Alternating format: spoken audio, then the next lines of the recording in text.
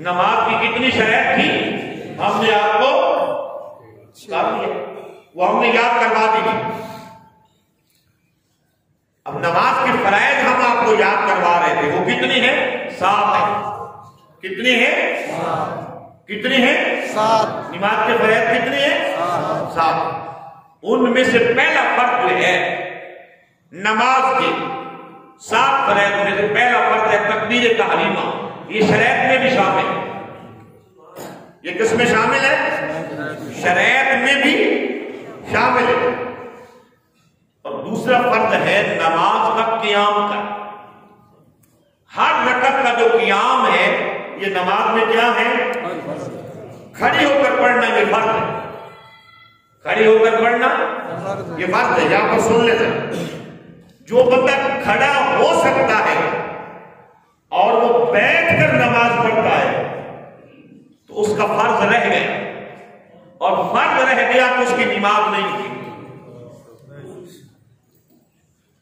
جو بندہ کھڑا ہو سکتا ہے، مجھے پتہ ہے آپ میں سے 2-4 بندے اب تیار ہو گئے بات کرنے کے لیے، نفل بیٹھ کے پڑھ، وہ نفلوں کا مسئلہ بات ہے۔ جو بندہ کھڑا ہو سکتا ہے، قیام کیا ہے؟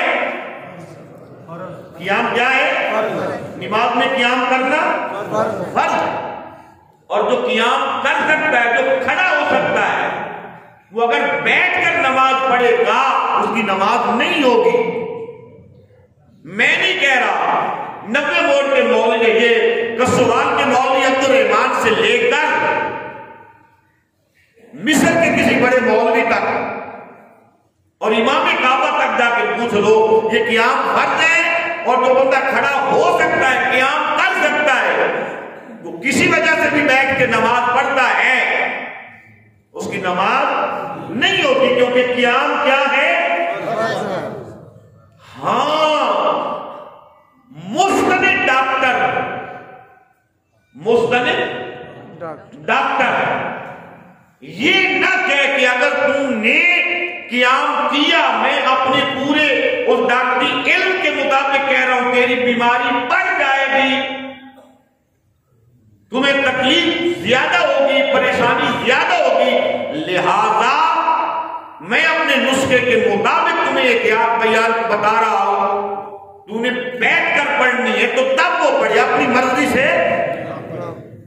اور جو بندہ، میں اگر وضو کر کے وہاں سے لے کر یہاں تک چل کے آ سکتا ہوں، آپ کے ساتھ کھڑے ہو کر 2-4 منٹ میں گفتگو کر سکتا ہوں، اس کا مطلب یہ ہے کہ نماز میں قیام بھی بولے نا، نماز میں قیام بھی کر سکتا ہوں، لہذا اگر میں نہیں کروں گا تو میری نماز۔ مسئلہ یہی ہے، آگے آپ اپنے دل کی تسلی کے لیے جو عمل اپنا لیں، اجازت نہیں۔ قیام کیا ہے؟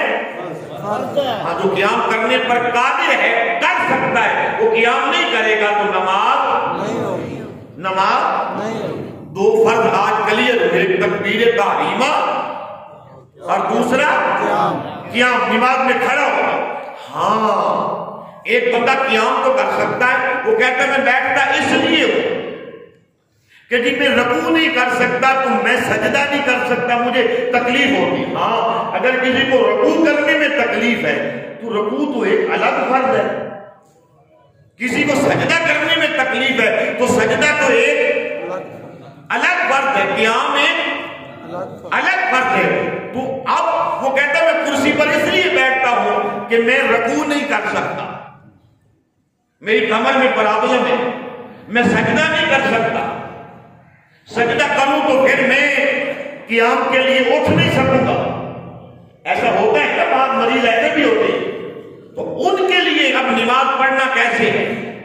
وہ قیام کے لیے کھڑے ہوں گے، قیام کے لیے کھڑے ہوں گے، کرسی کو ساتھ رکھیں گے، قیام کے لیے کھڑے ہوں گے۔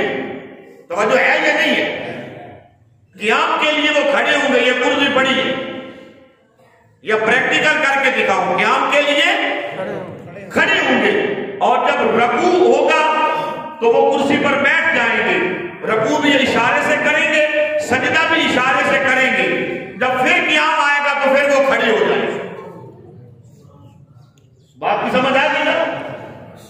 کیونکہ قیام فرض ہے. اور ایک بندہ اگر قیام نہیں کر سکتا مگر وہ رکوع اور سجدہ کر سکتا ہے، ایک بندہ قیام نہیں کر سکتا رکوع اور سجدہ کر سکتا ہے، تو پھر وہ قیام کے لیے کرسی پہ بیٹھ جائے گا. رکوع اور سجدہ اگر وہ کر سکتا ہے تو وہ رکوع بھی اسی طرح کرے جس طرح رکوع کیا جاتا ہے، سجدہ بھی اسی طرح کرے جس طرح زمین پر سجدہ کیا جا سکتا ہے.